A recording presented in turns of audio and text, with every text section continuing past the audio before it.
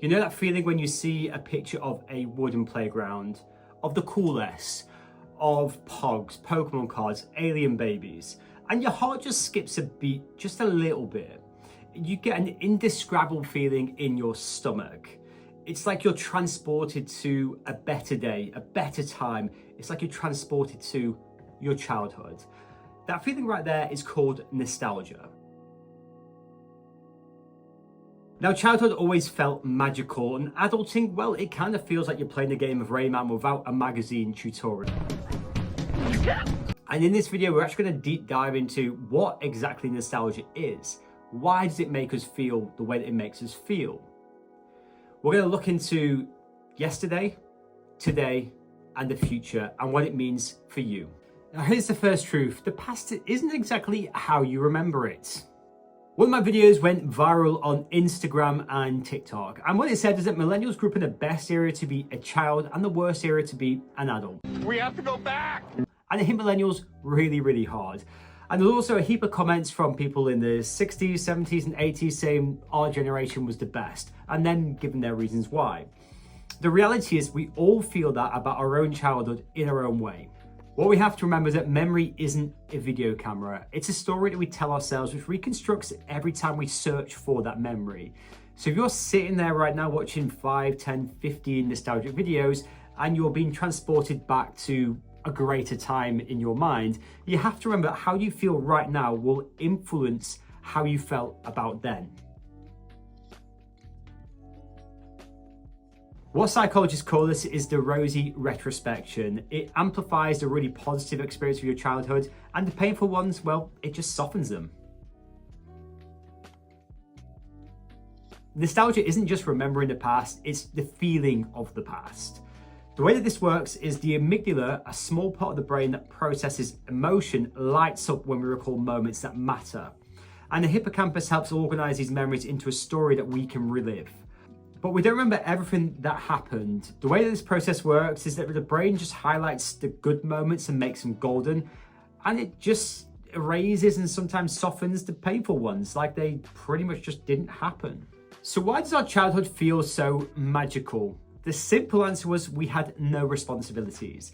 When you think about the hardest things that we had to do growing up, it was which Saturday morning cartoon to choose, which cereal to actually eat. Can we keep a Tamagotchi alive? Can we trade our Pokemon card for another one? We just had no responsibilities. It was a magical period. And obviously, yes, the 90s and 2000s was magically special, and it was magically special for us. And this is how the rosy retrospection works. It reminds you of all the amazing times that you did all of those things. And it just makes you forget about the times that you used to fight with your brothers and sisters to get the cereal box first, or to get the cereal toy from the cereal box. Or if you grew up in a household where you had like Sky TV and your little sister would put your hand over the device, so you couldn't actually change the channel to watch what you wanted on Saturday morning cartoons. You forget all of that stuff and you just remember all the magical moments you had when you were doing those things.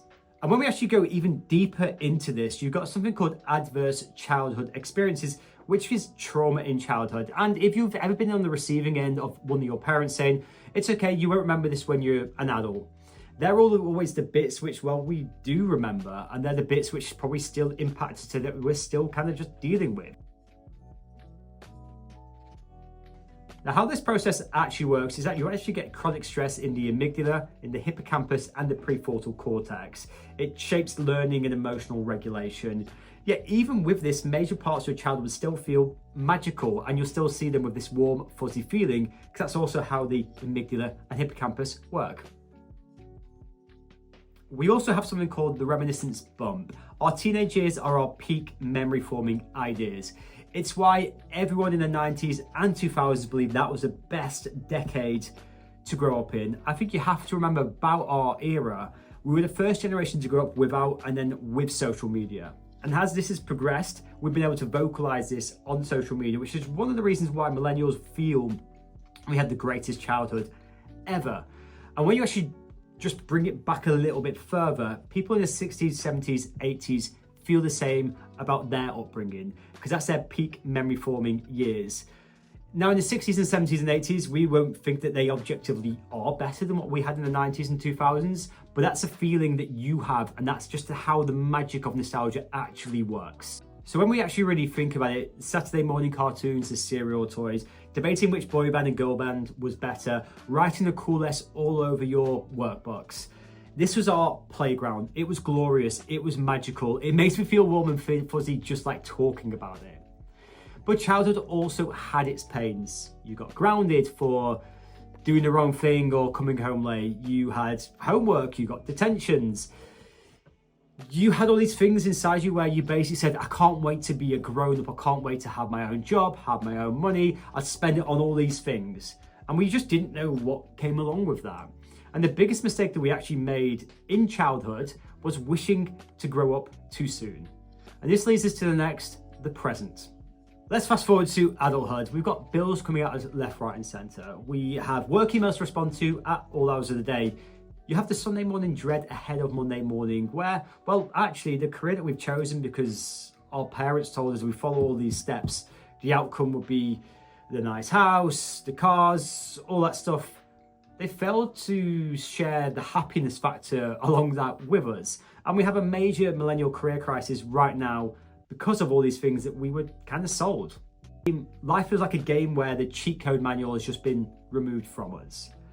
And when we actually look at today's kids, people are seeing today's kids how they saw us as millennials, lazy, rude, and entitled. And yes, of course, people will always complain about kids. Our grandparents complained that we were rude, lazy, and entitled. But our parents, grandparents complained the same about that generation. Socrates complained about his generation being rude, lazy, and entitled as well. Doesn't matter if you're 1910 or 2025. Generation complaints are just always going to happen. With us being the first generation to grow up without then with social media, we've been the first generation to just amplify nostalgia on social media to unparalleled levels. There are now tens of thousands of nostalgia accounts out there, mine being one of them at My 90s Things. And since I started this like over 2 years ago, the amount of people doing it now is quite simply incredible. And they're generally aimed towards the millennial people because, well, we're the ones who are on social media and have those core memories. Now, if they grew up in social media in the 60s, 70s, and 80s, I'm pretty sure they would have been posting the same things that we're posting. And in 20 years' time, the future kids will be posting exactly what we're posting today about how they feel nostalgic about 2025. Because for the present, today's kids isn't actually worse because, well, they don't know any different. What they know is 2025. They know right now, they know today. And when we break it down, there's more music released today than practically in the whole of 1990. The movies and video games released are, graphics-wise, quite simply remarkable. We didn't think anything would beat GoldenEye. Let's be honest with you, we thought this is like peak. Yet it's outperformed that and the accessibility is more. They just didn't have the experiences that we had where we weren't being recorded, where we could just literally have our freedom and just be fun and be goofy without having these social pressures. The weight of the world today just feels really, really heavy as an adult because we don't have that carefreeness, we don't have that freedom that we had as a child. And when we actually look back and think, well, life was better back then, every generation feels the exact same things. It's how our brain works, it's there, it's meant to actually amplify it.